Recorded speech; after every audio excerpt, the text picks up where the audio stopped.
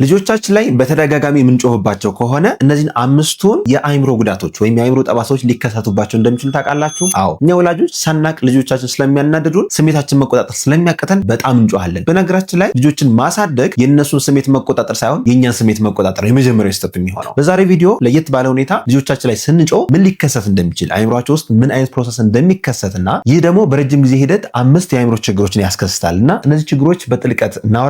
በዛሬ ቪዲዮ 5ቱ እነዚህ የአይምሮ ጠባሳዎችን እነግራችኋለሁ። በመቀጠል ደግሞ ልጆቻችን ላይ ሳንጮህ እንዴት እንዲሰሙን ማድረግ እንችላለን። በጣም ቀላል የሚባሉ ደግሞ 5 ቲፖች አሉ። ሁሉም ወላጅ ተግባራዊ ማድረግ አለበት። ይህን መጨረሻ እነግራችኋለሁ። ቪዲዮውን እስከ መጨረሻ ይመልከቱት። ይህ መረጃ ብዙ ሰዎች ጋር መድረስ ስላለበት ከእናንተ ሁለት ነገር ይጠበቃል። አንደኛ ቪዲዮውን እስከ መጨረሻ መመልከት፣ ሁለተኛ ደግሞ ለብዙዎች እንዲደርስ ላይክ፣ ሼር ማድረግ፣ ኮፒ ሊንክ እያደረጋችሁ ለወላጆች በሙሉ ሼር አድርጉላቸው። ይህን ቪዲዮ መመልከት አለባቸው።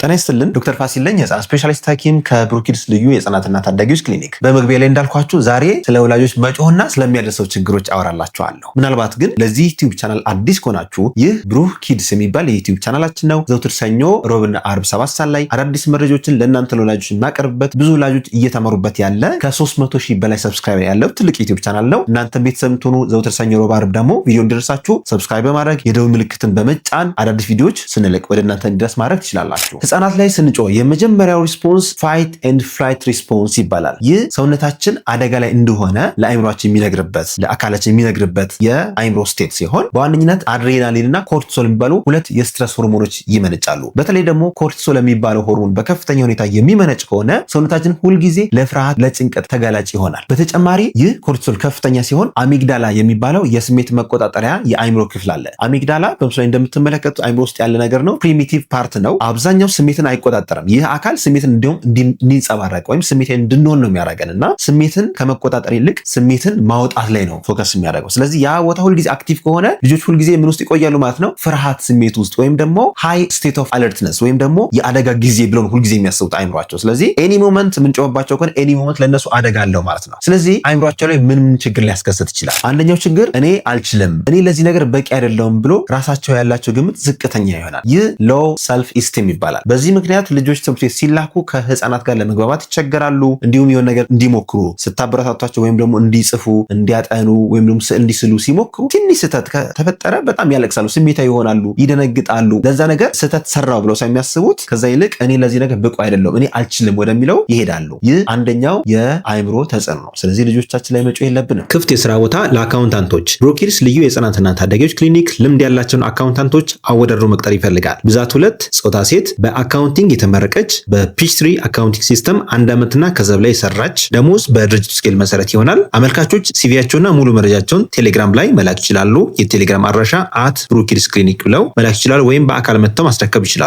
ለተጨማሪ መረጃ የክሊኒኩን ዌብሳይት ወይም ስልኮቻችን መጠቀም ይችላሉ። ሁለተኛ፣ ሲናደዱ በጣም መጮህና ማልቀስ ኖርማል ይመስላቸዋል። ለምን? ከኛ የተረዱት ነገር ማንኛውም ሰው ሲናደድ መጮህ፣ ማልቀስ ወይም ደግሞ ኃይል መጠቀም ኖርማል ይመስላቸዋል። ስለዚህ እነሱም ትምህርት ቤትም ቤት ውስጥም የነገር ካልተደረጋቸው እሪ ብሎ የመጮህ ወይም በጣም የማልቀስ ወይም በጣም ኃይል የመጠቀም ነገር ይኖራቸዋል። ሶስተኛው ነገር ደግሞ ሁልጊዜ ፈሪና ድንጉጥ ይሆናሉ። ቅድም እንዳልኳቸው አሚግዳላ የሚባለው የአይምሮ ክፍል ሃይ ስቴት ኦፍ አለርትነስ ስለሚያመጣ ሁልጊዜ በአደጋ ውስጥ እንዳሉ ነው ፊልም የሚያደርገው። ያ ደግሞ የኮርቲሶል ሆርሞናቸው ከፍ ይላል። ኮርቲሶል ቅድም እንዳልኳቸው የስትረስ ሆርሞን ነው። ያ ስትረስ ሆርሞን ደግሞ ሁልጊዜ ረጅም ጊዜ ሰውነታቸው ውስጥ የሚቆይ ከሆነ የህፃናትን የእድገት ሁኔታ ሊገታብን ይችላል። ከእድገት ሆርሞን በተቃራኒ ሊሰራ ይችላል። ስለዚህ የአይምሮ እድገታቸው ላይ፣ አካላዊ እድገታቸው ላይ፣ ቁመታቸው ላይ ራሱን የቻለ ተጽዕኖ ሊያሳድር ይችላል ማለት ማለት ነው። ሌላው አባታቸው ለምሳሌ ሁልጊዜ የሚጮህባቸው ከሆነ ሁሉም ወንዶች የመፍራት ወይም ደግሞ ቤት ውስጥ በጣም የምትቆጣ ሰራተኛ ካለች ሴቶችን በሙሉ የመፍራት ነገር ይኖራቸዋል። ይህ ሃይ ስቴት ኦፍ አለርትነት በአሚግዳላ የሚከሰት ነው። ስለዚህ ሁሌ ፈሪና ቁጡ ሊሆኑ ይችላሉ። አራተኛው ችግር ደግሞ ፎከስና አቴንሽናቸው በጣም ይቀንሳል። በተለይ ደግሞ ትምህርት ላይ ህፃናት ሁልጊዜ የምንጮህባቸው ከሆነ ቅድም እንዳልኳችሁ አይምሯቸው በተለይ ስሜትን የመቆጣጠር ጥሩ የሚሰራው ክፍል ፕሪፍሮንታል ኮርቴክስ ነው። ስለዚህ ያ ፕሪፍሮንታል ኮርቴክስ ስራውን ያቆምና ሌላው ቦታ አክቲቭ ይሆናል። ስለዚህ ያ ፕሪፍሮንታል ኮርቴክስ ደግሞ የኮንሰንትሬሽን፣ አቴንሽን ላይ፣ ባህሪ ላይ፣ ሪዝኒንግ ላይ፣ ሎጂክ ላይ የሚሰራ የአይምሮ ክፍል ነው። ያ የአይምሮ ክፍል ደካማ ይሆናል። ያ ደካማ ሆነ ማለት ፎከስ ማድረግ አይችሉም፣ በትምህርታቸውን ስኬታማ ሊሆኑ አይችሉም ማለት ነው። አምስተኛው ችግር ደግሞ ከእናንተ ጋር ያላቸው ግንኙነት በጣም የሻከረ ይሆናል። ለምሳሌ እናት ሁልጊዜ የምትቆጣ ከሆነ ልጆች እናቶቻቸው ሁልጊዜ ፈሪ የሆኑና ችግር ቢያጋጥማቸው ወይ ሰው ቢመታቸው ወይ ትምህርት ቤት የሆነ ችግር ቢያጋጥማቸው እንኳን መተው ለእናት እከሌ እኮ እንደዚህ ያደረገኝ ብለው ኦፕንሊ የደረሰባቸውን አደጋና የደረሰባቸውን ችግር አያማክሩም። ሁልጊዜ በውስጣቸው ይዛሉ። ስለዚህ ያ በውስጥ የታመቀ ነገር ደግሞ በረጅም ጊዜ ሂደት ምን ያመጣል? ለዲፕሬሽን ወይም ለድብርት፣ አንዛይቲ፣ የጭንቀት ህመም፣ የስነ አይምሮ ህመሞች ገና ከ7 ዓመት ከ8 ዓመት ከ9 ዓመት ጀምሮ አይምሯቸው ውስጥ እየዳበረ ሄድና ልክ 18 ዓመት ሲሆን ወይም ወጣት ሲሆኑ ከሌሎች የተለየ ባህሪ ሊያሳዩ ይችላሉ። ይህ የረጅም ጊዜ ጠባሳም አይምሯቸው ውስጥ ሊያሳድር ይችላል ማለት ነው። ስለዚህ ባጭሩ ልጆቻችን ላይ መጮህ የለብንም። እሺ፣ ስለዚህ ልጆቻችን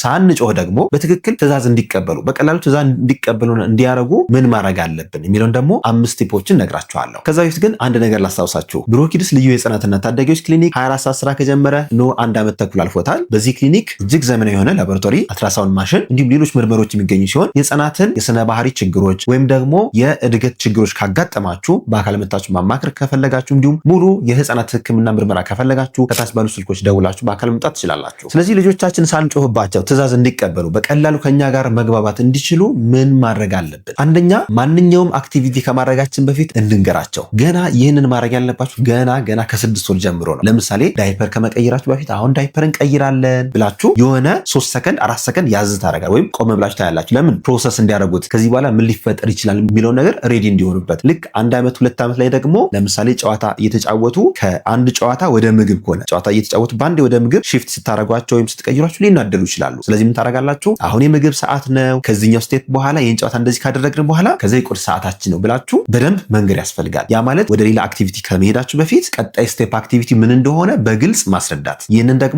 ሰታችሁ ትንሽ ሰከንድ መቆየትና ጊዜ መስጠት። ለምን? እስከዛ አይምሯቸው አናላይዝ ማድረግ እንዲችል ማለት ነው። ሁለተኛውና ዋናው ነገር ደግሞ ስትነግሯቸው ልጆቻችሁ ከእናንተ ጋር መሆናቸውን ወይም አቴንሽን መስጠታቸውን እርግጠኛ መሆን አለባቸው። ለምሳሌ በጣም ደስ የሚል ቲቪ ሾው እያዩ ተነስታችሁ ዝም ብላችሁ ራቅ ብላችሁ ቤቢ ተነስተ ጫማ እናድርግ ልንወጣ ነው ብትሉት ላይሰማችሁ ይችላል። ለምን? ኦልሬዲ ፎከሱ ያለው ቲቪ ጋር ነው። ሙሉ ፎከሱ ቲቪ ላይ ነው ያለው። ስለዚህ ምን ማድረግ አለባችሁ? እንዲቀበል ሄዳችሁ በአካል አይ ኮንታክት እየፈጠራችሁ ቆጤጥ ብላችሁ ፊት ለፊት ትሆኑና ቤቢ አሁን ልንወጣ ነው ጫማን ታደርጋለህ። በጩኸት ሳይሆን ቀረብ ብሎ ሙሉ አቴንሽን አይን ላይን አይ ኮንታክት እየፈጠራችሁ ሙሉ መናገር ይኖርባችኋል። እናንተ ዞር ብላችሁ ወይም ሌላ ክፍል ሆናችሁ የምትጮህ ከሆነ ግን እንደ ባክግራውንድ ኖይዝ ነው አክሰፕት የሚያደርጋችሁ። ያ ማለት ልክ እንደ ቲቪ ድምጽ ወይም እንደ ማንኛውም ድምጽ ይሄ እንደ መኪና ድምጽ ነው አንደርስታንድ የሚያደርጋችሁ። ስለዚህ ያንን ቀረብ ብላችሁ ከመጮህ ይልቅ ቀረብ ብላችሁ ብትነግሩት አይምሮ ሳይበጠበጥ እናንተም ሳትጨነቁና ሳትናደዱ የምትፈልጉት ነገር ያደርጉላችኋል። ሶስተኛውም ነገራችሁ ነገር ደግሞ ትዕዛዛችሁ አጭርና ግልጽ ይሆን፣ ውስብስብ እንዳይሆን እንደየእድሜያቸው እያያችሁ። ለምሳሌ የ2 ዓመት ልጅ አንደርስታንድ የሚያደርገው ማክሲመም 2 ስቴፕ ያለውን ኮማንድ ለምሳሌ እዛ ክፍል ሄደ ጫማ